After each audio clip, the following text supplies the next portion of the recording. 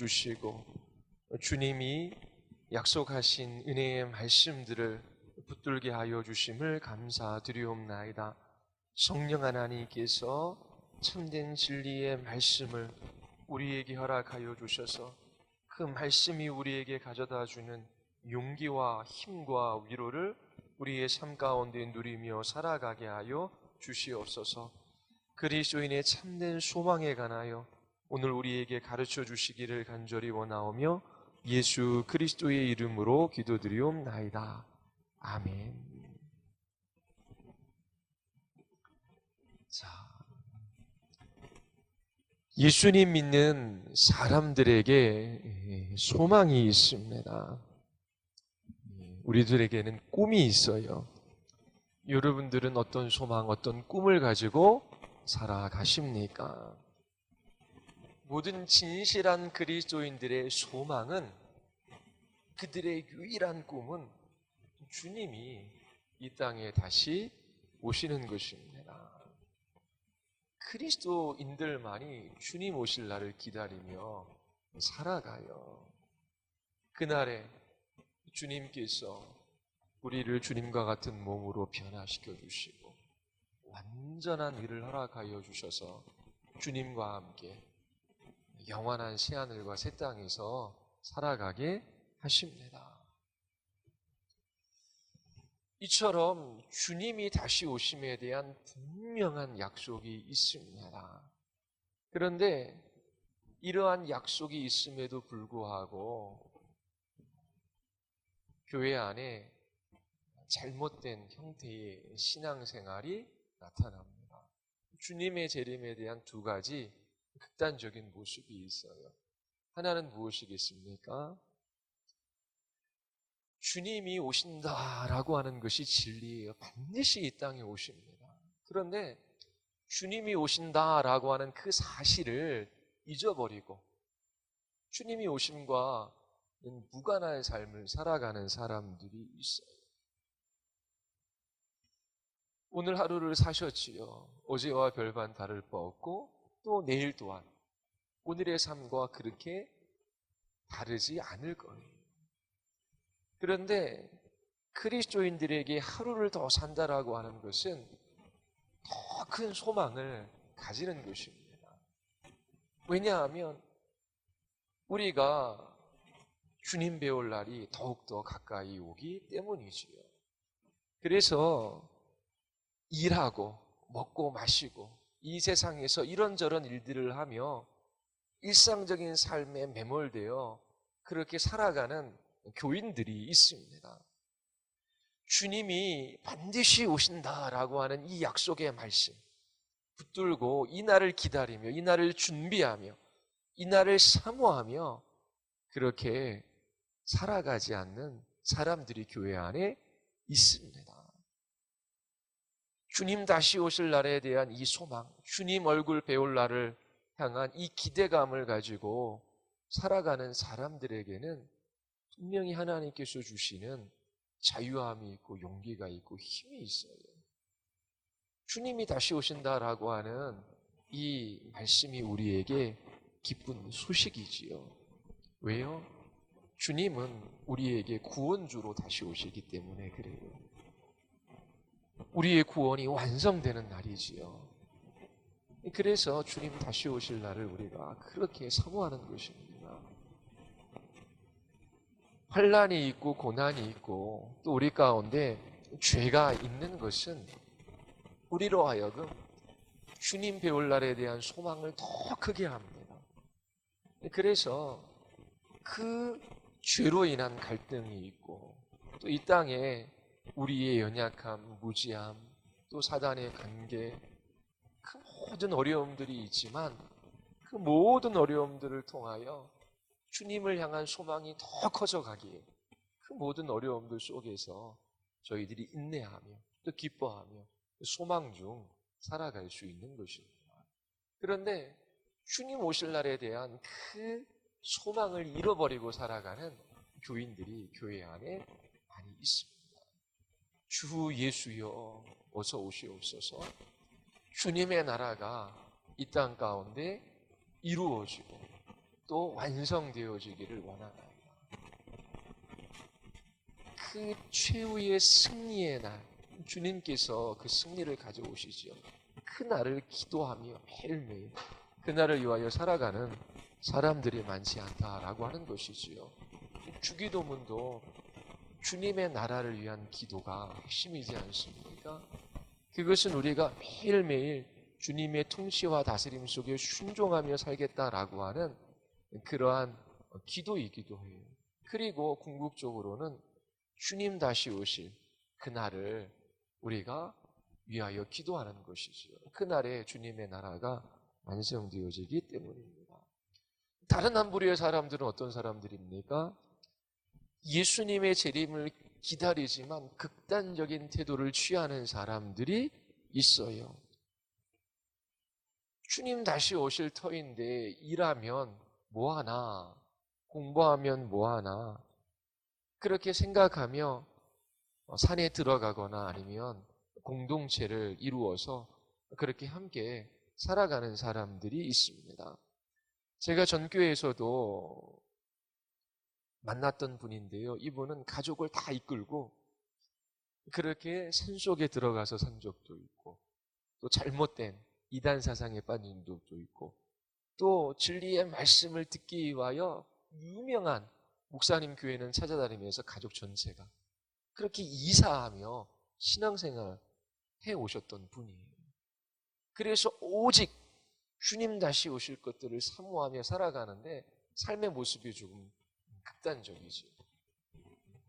그렇게 일상적인 삶을 무시하고 주님 오시기 때문에 그렇게 마음대로 살아가는 그릇된 태도를 가지고 있는 사람들이 있습니다. 그런데 데살로니가 교회에도 이제 이런 사람들이 있었다라고 하는 것이지요.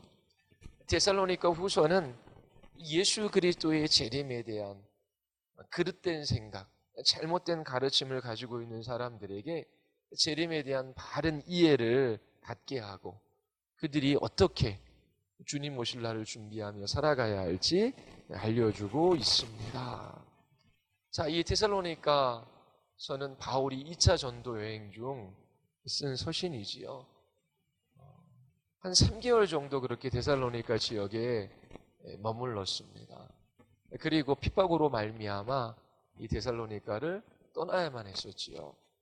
그리고 얼마 안 돼서 디모데를 보냅니다. 그리고 디모데를 통하여 데살로니가 교회에 대한 소식을 들었어요. 그래서 데살로니가 전서를 써 보냈습니다. 그리고 나서 또 데살로니가 교회에 대한 소식이 더 들려온 모양입니다. 데살로니가 전서에서도 재림에 대한 이야기가 주로 나오지요. 데살로니가 교인들 마음 안에 근심이 있었습니다. 예수님이 속히 오실 터인데 예수님 오시기 전에 죽은 사람은 어떻게 될까? 바울이 그들에게 가르침을 주지요. 그들이 먼저 주님 오실 때에 부활체의 몸으로 변화되어 주님을 맞이할 것이다. 이러한 가르침이, 이 진리가 데살로니가 교인들에게 큰 위로가 되었을 것입니다. 그리고 몇 달이 지나 데살로니가 교회에 대한 소식을 듣고 바울이 이제 후서를 쓰게 됩니다. 이 데살로니가 후서의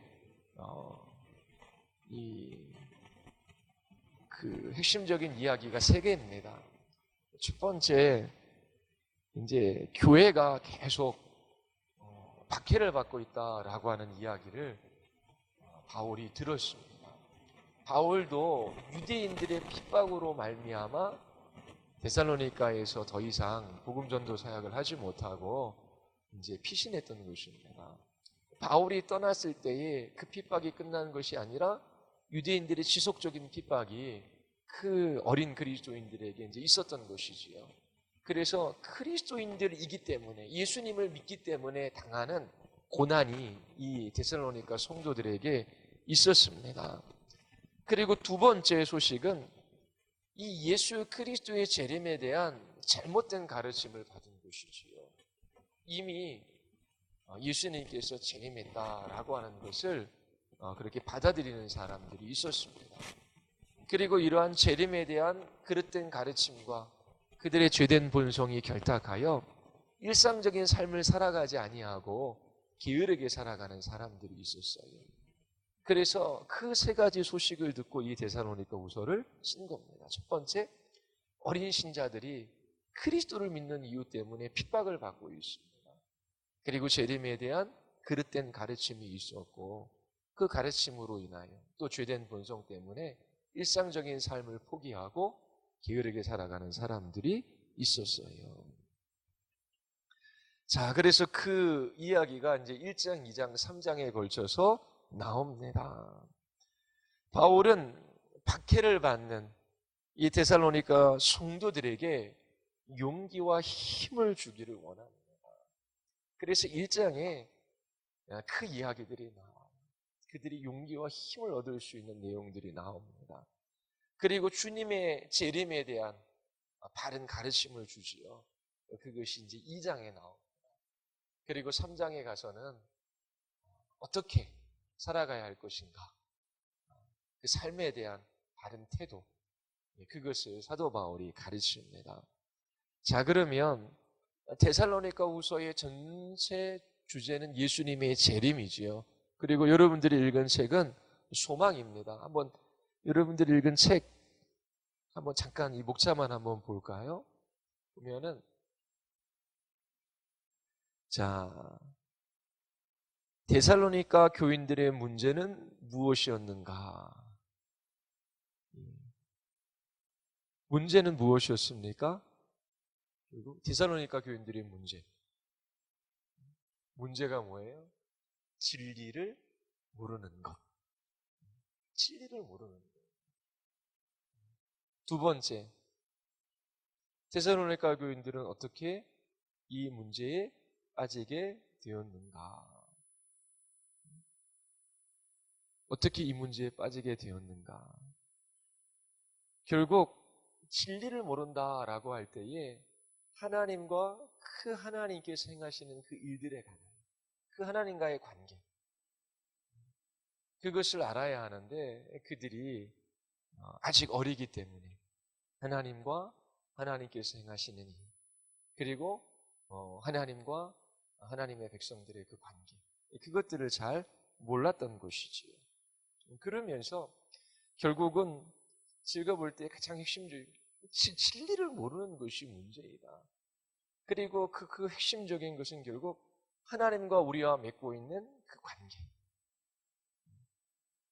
결국 하나님과 그의 보내신 아들 예수 그리스도를 아는 것. 이제 이 문제에 있어서 데살로니가 교인들이 아직은 어렸던 것입니다. 그래서 그들이 진리를 알지 못하기에 그릇된 가르침에 미혹당하고 그리고 삶에 있어서 잘못된 태도를 취했던 것이지요. 그리고 그들이 진리를 알면 핍박과 이 고난 가운데서도 용기와 힘을 얻어 능히 이길 수 있을 것입니다. 그래서 고난받는 사람들이 있어요. 그리고 핍박받는 사람들도 있죠. 그런데 요즘에 그리스도로 말미암은 고난과 핍박 그렇게 많지 않잖아요. 그래서 좀 어려움을 당하는 사람들이 있어요. 뭐 물질적인 또 물리적인 어려움, 그리고 정신적인 어려움, 또 영적인 어려움이 있잖아요. 그렇죠? 그러면 결국 이 어려움의 근본적인 문제는 어디에 있을까요? 결국 진리의 문제입니다. 진리를 알아야 하는 거예요. 진리를 알아야. 그러니까 하나님의 말씀, 이 진리를 알아가는 데 있어서 자라가야 하는 것이지요. 그리고 그 중심에는 결국 하나님과 우리와 맺는 관계입니다.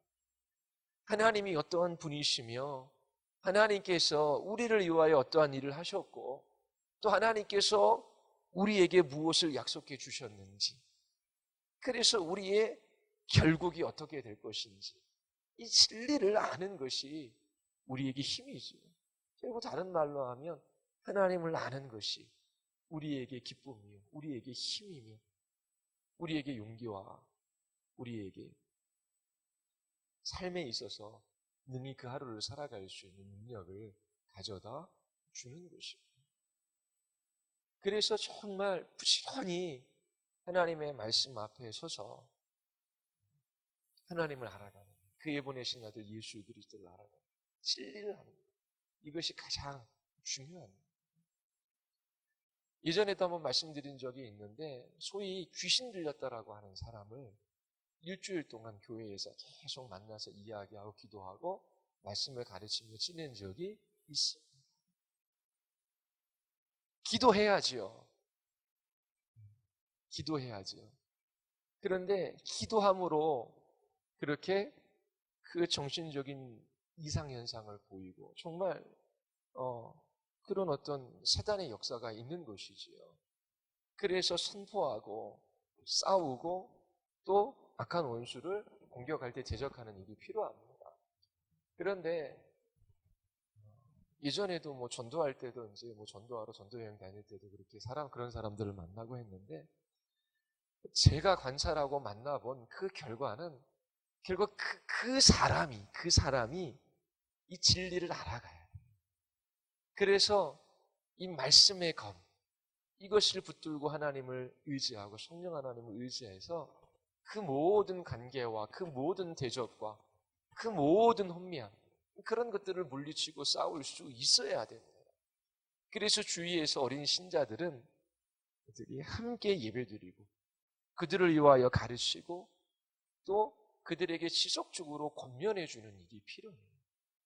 그래서 순장들 섬기는 영혼, 물론 목회자는 말할 것도 없이 계속해서 이 진리의 말씀으로 권면하고 복음으로 교제하고 그러면서 그 영혼들을 위하여 기도하고 그들이 홀로 못 서니까 함께 기도의 자리로 함께 말씀이 있는 자리로 이끌어가서 그들을 세워주지 않으면 그들이 그 싸움들을 못 싸워요.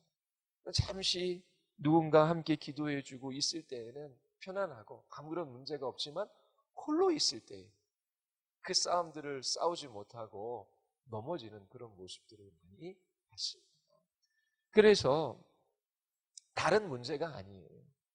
결국 데살로니가 성도들도 바울이 3개월 복음 전하고 갔는데요. 디모데가 와서 잠깐 가르쳤는데요. 연약한 신자에 불과하죠. 그럼에도 불구하고 그 믿음의 역사, 사랑의 수고, 소망의 인내가 있었지요. 그들은 분명히 회심한 그리스도인들이기 때문에 그래도 자라야만 했습니다. 교회 안에 힘들고 어렵고 또 여러 가지 문제들을 만났을 때에 그들을 위하여 기도할 뿐만 아니라 부지런히 말씀 앞에 설 수 있도록 그들을 여러분들이 도와야 하는 것입니다. 자, 사도 바울이 이 고난과 핍박 가운데 있는 데살로니가 교인들을 도와요. 어떻게? 진리의 말씀으로. 그것이 이제 1장에 나옵니다. 1장의 핵심적인 내용이 뭐냐면 이렇게 고난과 핍박 가운데 있는 교인들에게 예수님의 재림 때에 일어나는 일이 무엇인가를 이야기해줘요. 진리를 이야기해줘요. 재림 때에 어떤 일들이 일어나는가. 자, 1장 1, 2절은 이제 인사말이죠. 1장 2절 같은 경우 하나님 아버지와 주 예수 그리스도 은혜와 평강이 너에게 있을지어다. 자, 은혜가 어디로부터 옵니까? 하나님과 주 예수 그리스도. 하나님과 예수님을 같이 놓고 있지요. 그리고 이렇게 성부 하나님과 성자 하나님으로부터 은혜가 주어지는 것입니다. 그리고 이 은혜로 말미암아 우리 안에 평강이 생기는 것이지요. 하나님과의 관계 속에서의 평안입니다. 그리고 사람들과의 관계 속에서의 평안입니다. 그리고 자기 자신과의 관계 속에서 평안이 있습니다. 이 참된 평안은 하나님과 우리 주 예수 그리스도로부터 오는 것이죠. 그래서 이거를 빕니다. 그리고 데살로니가 신자들의 신앙에 대해서 감사하지요. 우리 1장 3절 4절인데요. 특별히 4절에 보면 너희가 견디고 있는 모든 박해와 환난 중에서 너희 인내와 믿음으로 말미암아 하나님의 여러 교회에서 우리가 친히 자랑하노라. 자, 그들이 이 믿음의 싸움을 싸우고 있습니다. 그러면서 재림의 때에 어떤 일들이 일어나는지를 5절서부터 10절까지 한번 보십시오. 우리 교독하겠습니다. 5절서부터 10절까지입니다. 제가 먼저 읽을게요. 이는 하나님의 공의로운 심판의 표요 너희로 하여금 하나님의 나라에 합당한 자로 여김을 받게 하려 함이니 그 나라를 위하여 너희가 또한 고난을 받으니라. 환난을 받는 너희에게는 우리와 함께 안식으로 갚으시는 것이 하나님의 공의이시니 주 예수께서 자기의 능력의 천사들과 함께 하늘로부터 불꽃 가운데서 나타나실 때에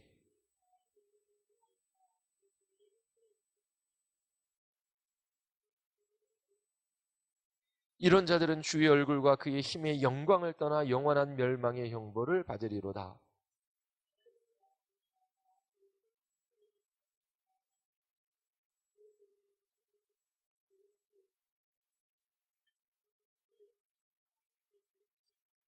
자, 예수 그리스도께서 재림하시는 그 날에 어떤 일들이 일어납니까? 어떤 일들이 일어나요? 그리스도인들을 핍박하는 사람들, 그들을 하나님께서 어떻게 해요? 심판하신다라고 하는 것입니다. 하나님께서 그들에게 갚아주셔요. 그들에게 영원한 멸망과 형벌이 있다라고 하는 것입니다. 반드시 그리스도인들을 핍박하며 하나님을 불신하고 그리스도를 모욕하는 사람들에게 이 마지막 날에 반드시 멸망과 형벌이 있을 것이다. 그리고 믿는 너희들에게는 주님과 같이 영광스럽게 되어지는 일이 있을 것이다 라고 하는 것을 권면해 주는 것입니다. 시편 73편 누누이 여러분들이 들으셨죠. 아사베 씨 본인은 정결하게 하기 위하여 거룩한 삶을 살아가기 위하여 부단히 노력하지만 본인의 삶에는 징계가 있습니다.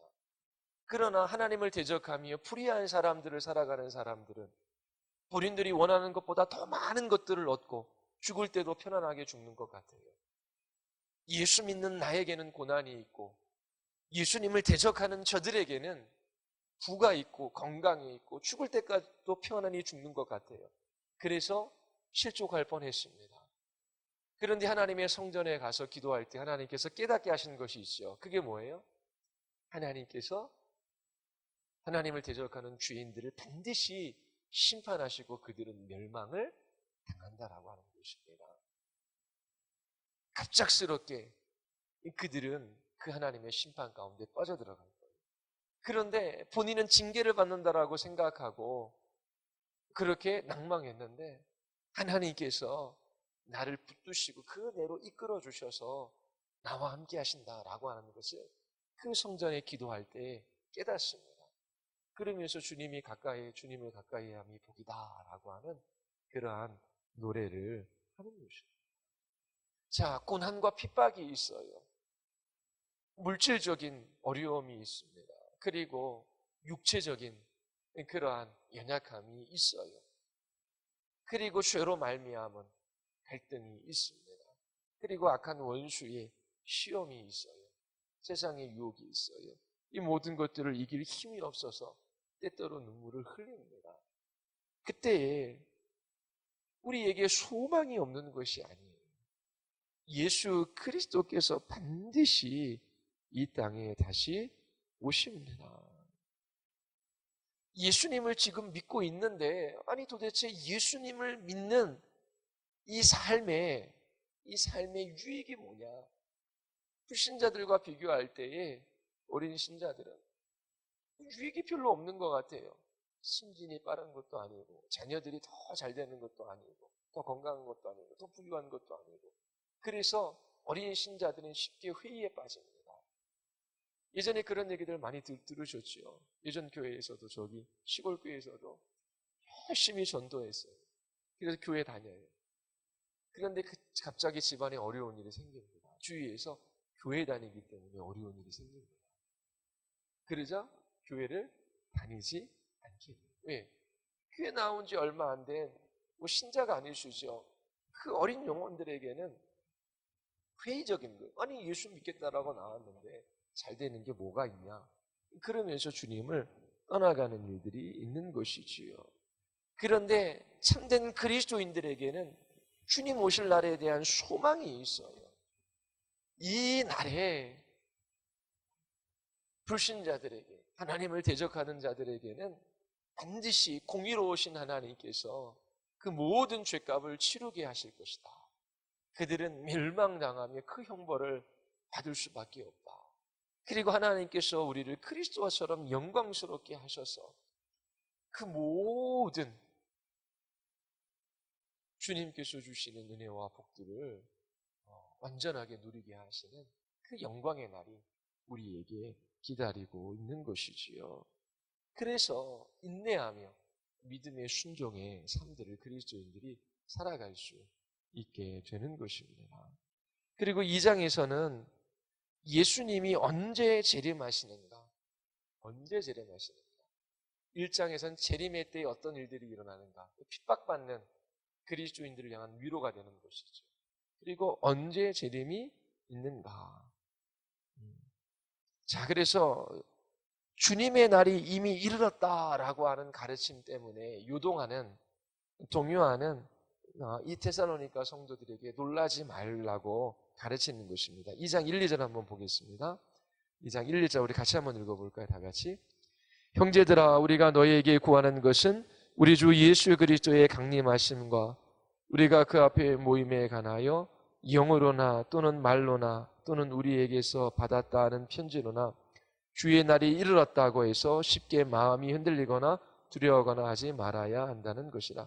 자, 주의 날이 이미 이르렀다라고 말하는 사람들이 있어요.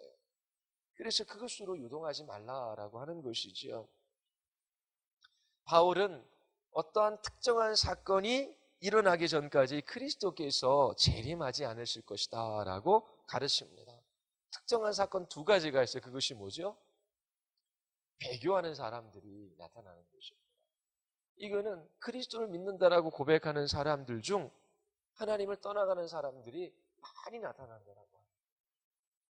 그러니까 마지막 때가 가까이 다가올수록 어떤 모습을 봐요? 배교하는 모습. 예수 그리스도를 믿는다라고 고백하는 사람들이 고난이 있고 핍박이 찾아오면 하나님을 떠나가는 일이 일어나는 것입니다. 그리고 두 번째가 뭐죠? 불법의 사람이 나타나는 것이죠. 요한일서 같은 데에서는 적그리스도라고 표현합니다. 그 불법의 사람이 누구인지에 관해서는 이야기하지를 않아요. 자, 그래서 2장 3절 한번 보십시오. 같이 한번 읽어볼까요? 다 같이. 누가 어떻게 하여도 너희가 미혹되지 말라. 먼저 배교하는 일이 있고 저 불법의 사람.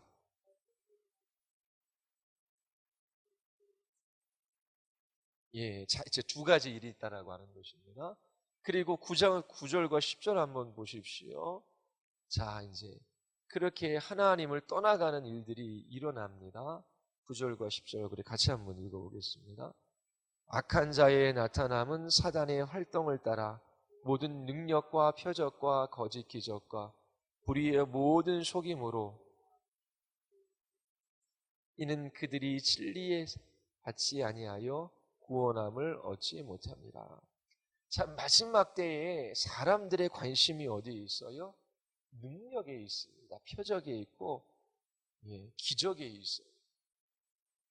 교회 다녀도 좀 능력 있는 종, 저도 예전에 이제 이런 신앙들이 많았기 때문에 그 교회가 많이 휩쓸렸어요. 그래서 저도 어머니 따라서 몇 번 이렇게 집회에 참석한 적이 있거든요. 정말 대단합니다. 막 건물이 흔들릴 것처럼 기도하고 막 그렇게 북치고 막 방언하고 그러한 집회 모임이 많았어요. 그리고 목사님들이 안찬한다라고 해서 막 등 두드리고 눈도 여러 번 찔림을 당했거든요. 왜 눈을 찌르는지 모르겠어요. 눈을 찌르고 그리고 이렇게 예언기도 한다 그러고 그리고 정말 너무 뜨거운 그런 기도 집회들이 많이 있었거든요. 근데 사람들이 원했던 건 가만히 보면 능력이 있는 거예요. 성령의 능력이. 분명히 저도 지난주에 기도할 때에 기도할 때 네 가지 누가복음 11장에서 가르치는 거 했지요. 기억나십니까? 첫 번째가 뭐죠? 하나님 중심적인 기도.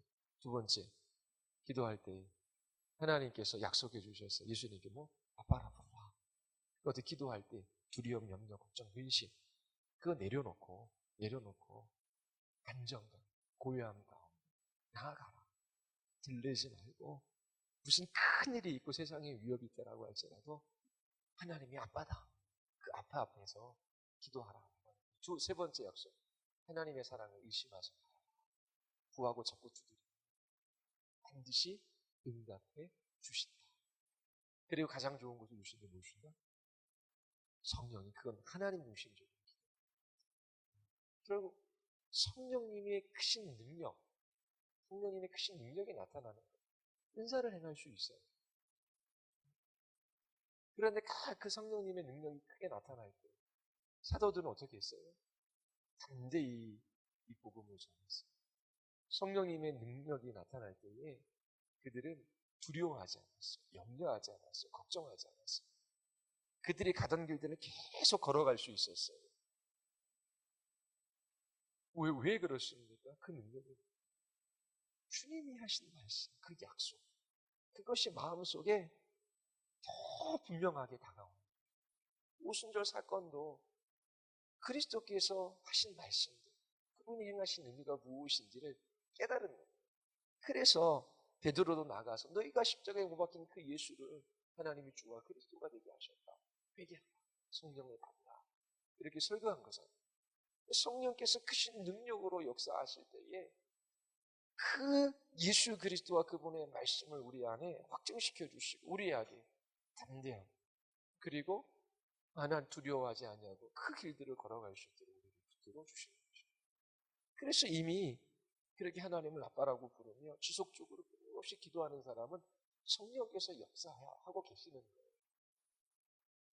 그래서 기도하는 사람들은 그 길들을 걸어갈 수 있게 되는 것이죠. 하나님께서 주신 그 길들을 한 걸음 한 걸음 순종하며 걸어가게 됩니다. 근데 마지막 때가 될수록 사람들의 관심이 어디에 있어요? 능력에 있어요. 능력을 받으려고 해요. 능력, 표적과 기적에 있어요.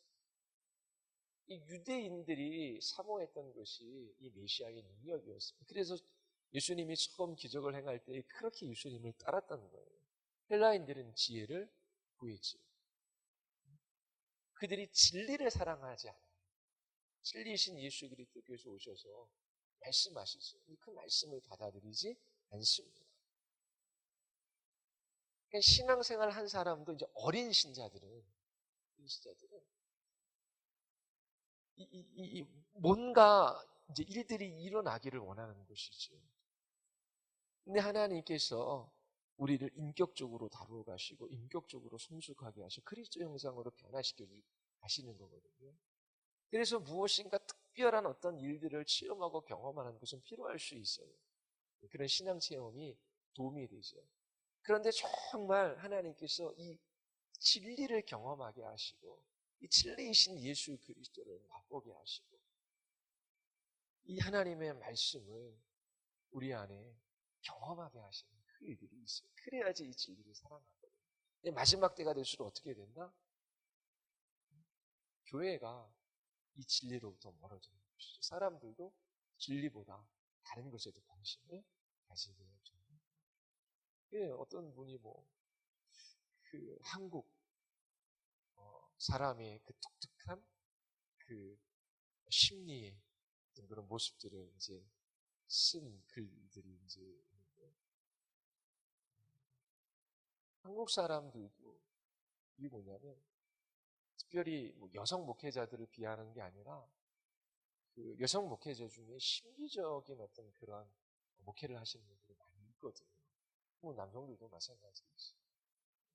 근데 유독 한국 목회에서는 그게 많이 이렇게 어필이 돼요.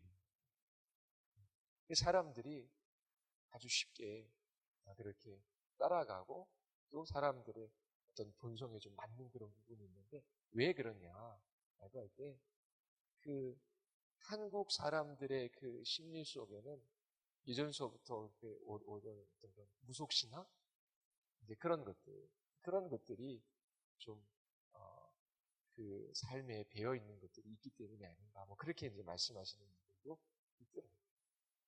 그래서 좀 말씀 앞에 서서 사고하고 그 진리의 말씀을 가지고 합당하게 추론해가는 그런 것보다 무엇인가 경험하고 또 심리적인 체험들을 하는 것에 더 마음이 이제 끌리게 되고, 그리고 어떻게 보면 그것이 더 쉬운 방법일 수 있는 것이죠. 그런데 분명히 마지막 때일수록 진리를 사랑할, 진리에 대한 경험이 없어요. 그래서 하나님을 떠나가는 그런 일들이 일어나는 것입니다. 자, 그리고 이제 신자들을 위한 기도가 있어요. 2장 13절서부터 17절까지지요. 자, 13절에 보면 하나님께서 너희를 택하사 너희를 거룩하게 하시고 진리를 믿음으로 구원을 받게 하셨다. 이 구원에 있어서 그 하나님의 주권에 관해서 이제 이야기를 합니다. 그리고 우리 17절에 보면 너희 마음을 위로하시고 모든 선한 일과 그리고 말에 굳건하게 하시기를 원하노라. 그리고 14절 한번 보십시오. 같이 한번 읽을까요? 14절. 이를 위하여 우리의 복음으로 너희를 부르사 우리 주 예수 그리스도의 영광을 얻게 하려 하십니다. 자, 하나님께서 우리를 구원하신 것은 그리스도께서 영광을 얻게 하려 하시기. 우리의 삶의 목표, 기도가 여기에 있어야 됩니다. 기도가 뜨거워져야 돼요. 기도가 열렬해져요. 하나님 중심적인 기도를 드리면 하나님께서 그 기도를 기뻐하시고 이끌어 가셔요. 자, 그리고 그렇게 위로하시고 또 선하니 그 모든 말에 굳건하게 하시는 것도 결국 그리스도와의 영광과 관련되어 있습니다. 그리고 3장에 가서도 이제 기도가 나오는데 사도 바울을 위하여 기도해달라라고 하는데 두 가지죠. 1절 같이 한번 읽어볼까요? 그토록 형제들아 너희는 우리를 위하여 기도하기를 주의 말씀이 너희 가운데서 같이 퍼져나가고 영광스럽게 되고. 자, 무엇을 위해 기도합니까? 우리가 기도 제목을 배우는 거죠. 주님의 말씀이 데살로니가에 어떻게 해요? 퍼져나갔어요. 성령께서 그 말씀을 가지고 영혼들을 부르셨지요. 그 말씀들이 다른 곳에서도 그렇게 퍼져나가고 영광스럽게 되기를 위하여 기도합니다. 우리도 그렇게 기도해야 돼요. 정말 이 진리의 말씀을 경험해야 돼요. 이 진리의 말씀을 사랑해야 돼요. 그리고 진리의 말씀 가운데 찾아오시는 그 하나님의 아름다움, 그 선하심을 맛보아 알아야 되는 것이지요. 그리고 2절에 보면 악한 사람들에게서 그렇게 이 복음 전도자 자신을 지켜 달라고 하는 그런 기도를 너희들도 함께 하자라고 하는 그런 이제 기도를 2절 하고요. 그리고 이제 5절까지 기도에 관한 이야기가 있고요. 그리고 3장 6절. 자, 이제 세 번째 주제죠. 핵심적인 주제. 예수님이 재림하시기 전까지 어떻게 살아가야 하는가. 자, 그들은 예수님의 재림에 대한, 넓게 얘기하면 진리에 대하여 잘 알지 못했어요. 그러니까 그 삶이 무질서하고 혼란스러운 것이지요. 그래서 6절에 보면 우리 같이 한번 읽어보겠습니다. 그들이 어떻게 행했는지를 알 수 있지. 6절 다 같이 시작. 예수 그리스도의 이름으로 너희를 명하노니 게으르게 행하고 우리에게서 받은 정통대로 하지 아니하니 모든 형제에게서 떠나라가. 예, 그릇된 삶의 태도를 가지고 있죠. 그 특징은 게으름이었습니다. 일상적이고 평범한 삶 속에서 열심히 주님의 나라를 위하여, 주의 영광을 위하여, 주님의 뜻이 이루어지기를 위하여 살아가지 않았던 것이죠. 그러면서 자기 자신의 모범에 관해서 3장 7절서부터 10절까지 이야기합니다. 어떻게 사도 바울이 질서 있게 매일매일 수고하고 애써 일하며 어떻게 성도들에게 본을 보였는지 그렇게 이제 이야기를 합니다. 그러면서 11절, 12절. 자, 문제를 일으키는 사람들에게 권면합니다. 우리 같이 한번 11절, 12절 읽겠습니다. 우리가 들은즉 너희 가운데 게으르게 행하며 도무지 일하지 아니하고 이를 만들기만 하는 자들이 있다 하니 이런 자들에게 우리가 명하고 주 예수 그리스도 안에서 권하기를 조용히 일한 양식을 먹으라 하노라. 그러면서 13절에 형제들아 너희는 선을 행하다가 낙심하지 말라. 자, 분명히 주님께서 약속해 주셨어요. 반드시 예수님은 다시 오십니다. 예수 그리스도께서 다시 오신다라고 하는 이 약속을 받은 사람들 가운데 두 가지 극단적인 모습이 나타나고 있는 것이지요. 하나는 예수 그리스도의 재림과 무관하게 살아가는 거예요. 그리스도인의 삶은 과거에 매이는 것도 아니고 현재에 매이는 것도 아니고요. 그리스도인의 삶은 미래에 매입니다. 그 말은 곧 주님 오실 그 날을 위하여 오늘을 살아가는 거예요. 주님이 다시 오셔서 그 주님의 나라가 완성되어진다라고 하는 그 약속의 말씀이 오늘 우리의 삶을 규정하는 거예요. 내가 목적이 있고 목표가 있고 내가 오늘 해야 할 일들이 있다면 그 모든 것들이 결국 주님 오시는 그날, 주님의 나라의 완성과 관련되어집니다. 그래서 주님 다시 오신다라고 하는 이 약속의 말씀이 오늘 우리의 삶을 규정하는 것이죠. 과거가 현재가 규정하는 것이 아니라 미래가 오늘 우리의 삶을 이끌어가고 그리스도인의 삶의 정체성, 그것을 드러내는 것입니다. 미래가 우리를 이끌어가는 그 소망이 우리를 이끌어가는 것이죠. 그래서 결국 요한계시록 마지막에도 주 예수여 어서 오시옵소서라고 하고 있는 거고, 그리고 우리의 비전, 우리의 소망, 주기도문에 우리의 믿음은 사도신경에, 그리고 우리의 행함은 십계명에, 우리의 비전은 우리의 소망은 주기도문에. 근데 이 주기도문적인 삶이 우리를 이끌어가는 거거든요. 그 핵심은 주의 나라가 임하는 것입니다. 그래서 일상적인 삶에 매몰되어 먹고 마시고 시집가고 장가가고 시집가고 장가가는 것도 목적이 될 수 없지요.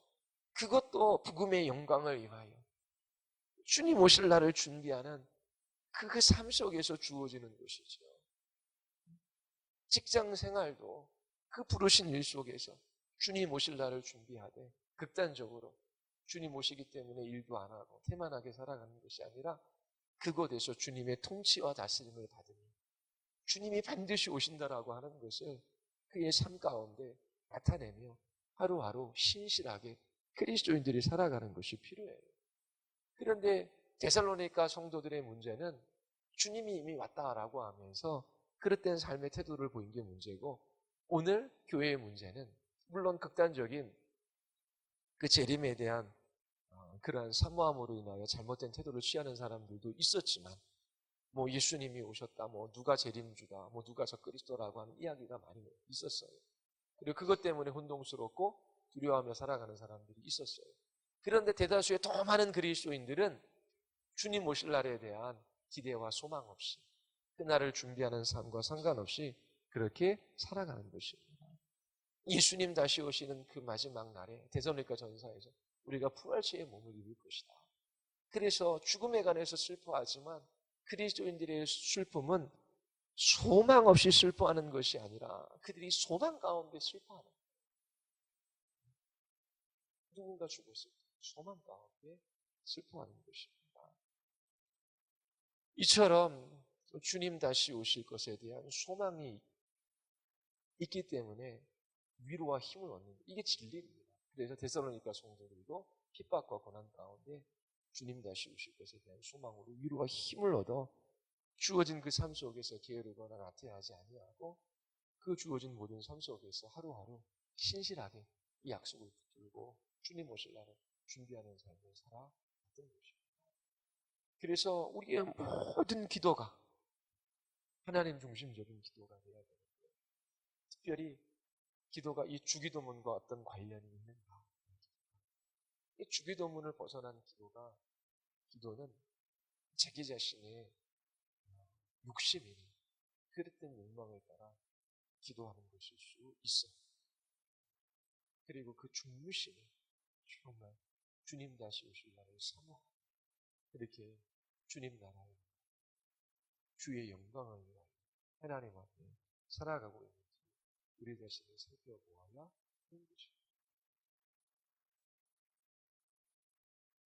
자, 정말 이 진리가 우리의 생각, 우리의 마음, 우리의 삶의 태도를 변화시켜요. 그래서 다른 능력이나 기적이나 표적이 아니라 여러분들이 날마다 이 진리의 말씀을 붙들고 기도하고 또 성령께서 이 진리의 말씀으로 우리를 어떻게 변화시키시고 이끌어 가시는지 그렇게 여러분들 자신들이 경험하고 또 이 공동체 또 여러분들이 섬기는 영혼들 여러분들의 지체들 이 진리 안에서 채워줄 수 있도록 기도하시기를 바랍니다. 예. 혹시 뭐 질문 있으십니까?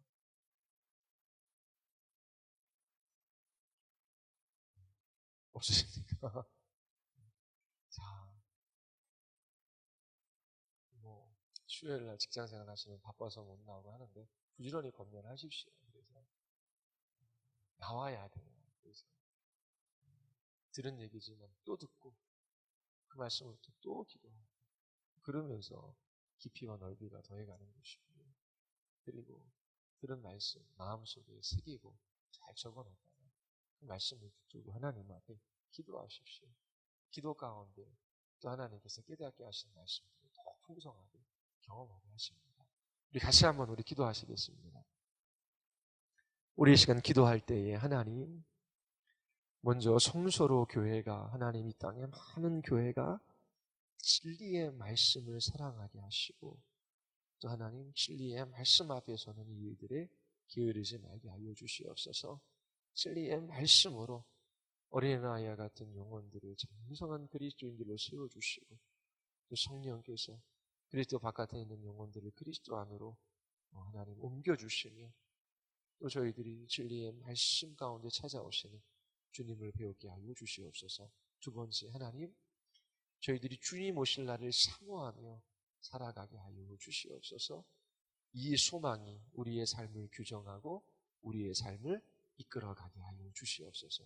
이 소망 때문에 저희들이 날마다 하나님 앞에 바른 태도를 보이며 신실하게 살아가게 하여 주시옵소서. 같이 한번 우리 기도하시겠습니다.